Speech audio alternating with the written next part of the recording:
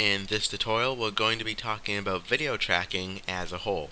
Really, this applies to almost any video tracking program. In our case, the workflow is we track the points, then we solve the points, and the solving of the points is taking the track points information and converting them into transformation information, which we then would assign to an object or camera. So I just want to show you these couple of frames here. I have three of them. We have frame 1, frame 2, and frame 3. And they show the movement of a cube. Or another way to look at these couple of video frames would be the camera moving around the cube as it sits statically suspended in midair. And another way to interpret it would be the cube is moving a bit and the camera is moving a bit, and combined it makes it look like the cube or camera is moving a lot. And this type of illusion is really a problem for when you're tracking video footage, because you have no way of knowing unless you have another object to compare it to.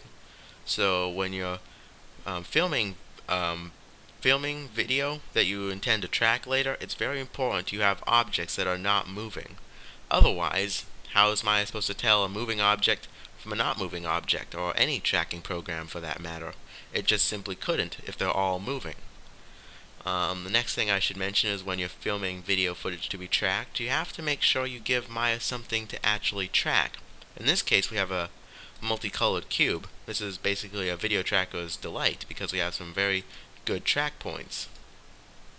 In the case of real life, what you would want to film is, say you were working in a studio and you had a completely white backdrop. That would be a serious pain to try and track, because, well, we have no way of knowing where the camera's going unless that camera takes down its location or transformations as it films, which most everyday consumer cameras don't. It really is almost useless, that video footage, because it's just looking at a piece of white paper. It could be anything. Now, the computer can only process the information it's given. If the information it's given is bad to begin with, well, then it can't process anything. They have a saying, stupid in, stupid out. So say we have really a low quality video camera and the video is all noisy and it's just pixels are jumping everywhere. The computer can't understand that. There are too many pixels jumping around, therefore it couldn't track the video. So let's go back to our example here. We have our frames, and now let's talk about tracking points themselves. Now, tracking points, in my opinion, are slightly misnamed. They should be called tracking regions, because that's really what they are. We're tracking a region of pixels. And say this box here represents our region of pixels we're tracking, or our tracking point. Right now we're tracking the corner of this cube. And this corner is a good point to track because we can see some very defined pixels and colors, and this makes up a very defined pattern. And the reason this is so important is because you got to remember, pixels don't actually move. They simply disappear and redraw to create a new image. There's no actual movement, and without that movement, the computer has a very rough time deciding what the object's doing. By rough time, I mean it has an impossible time. It's kind of the same as when when you're looking at a Christmas lights display or any lights display where the lights appear to be running around the sign or something. Well, they're not actually running around the sign. There's no actual movement of the lights. They're just blinking them on and off in a way that your mind reads it as movement, tricking you into believing the lights are moving. And if the human brain can get tricked by that, then think of what a computer is looking at. It's just looking at a whole bunch of that exact same scenario, just a whole bunch of pixels or lights moving around. Now, for the computer to try and draw a realistic image of that, even if it's the wrong image, it's still a lot of work for it to do. And that's what I was talking about before. If we don't have some knowledge of what's moving and what's not moving, then the computer can't draw it up. So we have our point, and it looks in the next frame, finds another point that looks similar to it, in this case this point, moves its tracking point across, saves that location with a keyframe. If you don't understand or don't know what keyframes are, I have a tutorial on my website. Goes to the next frame, moves the tracking point, stores a keyframe, and continues this way through your entire image sequence. The next thing I need to bring up is just when you think about how many pixels there are in some images, it would take forever to try and track each and every point. Now, some ways of getting around this are: one, reduce the image size, but sadly, in the process of reducing the image size, you also reduce the potential. You also have a potential loss of tracking accuracy. And the biggest probably downside to tracking everything is because, well, say you have a video footage of a car driving by, and say you're tracking just the front rim, just the rim, and it goes from frame 1, the car's in the frame 2, the car's moved down the frame a bit, but when you actually look at the video, there's another rim that looks just like it, the back tire. And when Maya searches the video, say it's going from right to left, this is just hypothetical, it will find the back tire first and think it's a match for what it's actually supposed to be, the front tire. And the point would jump from the front to the back tire. And when you have points jumping like that, when you get to the solving phase, you can't solve it. It doesn't have any solid points. They're all jumping around. It will result in absolute nonsense. So that's where a search region comes in. And this basically represents the area that will look for the point in the next frame. Let's look at frames 1 and 2. Say we have our point sitting on the corner, and we have our search region, and then we go to frame 2. Well, we have to look inside this region. So the computer says, look inside these pixels, and when it finds a point, it lines the point back up, sets the keyframe, realigns its search region, goes to the next frame, looks inside the search region, finds the pixels it's looking for, and repeat throughout the entire image sequence.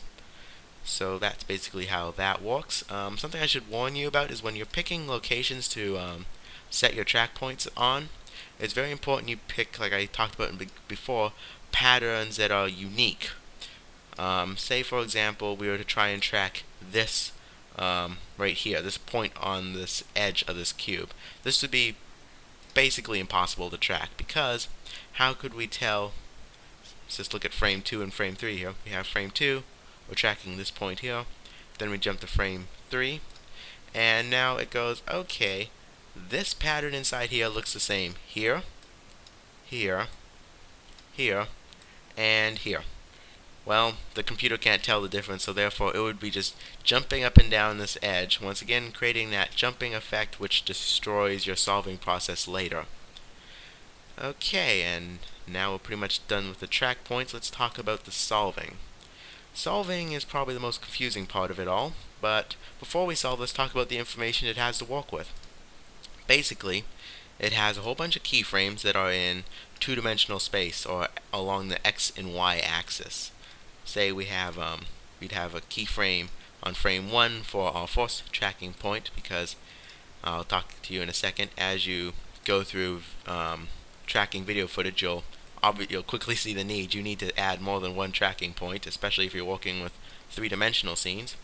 So we have frame 1, then we have another point at frame 2, then another point at frame 3, and these are all keyframes and they're all linked together. So now Maya goes, okay, I have an object moving. It can probably come up with this. I'm having an object moving going this way. But all that knows, all that information is for, is two-dimensional information. It doesn't have depth. And since this cube is rotating around in three-dimensional information, right now all this cube is doing is going sideways, down a bit, and then sideways, up a bit. Not useful.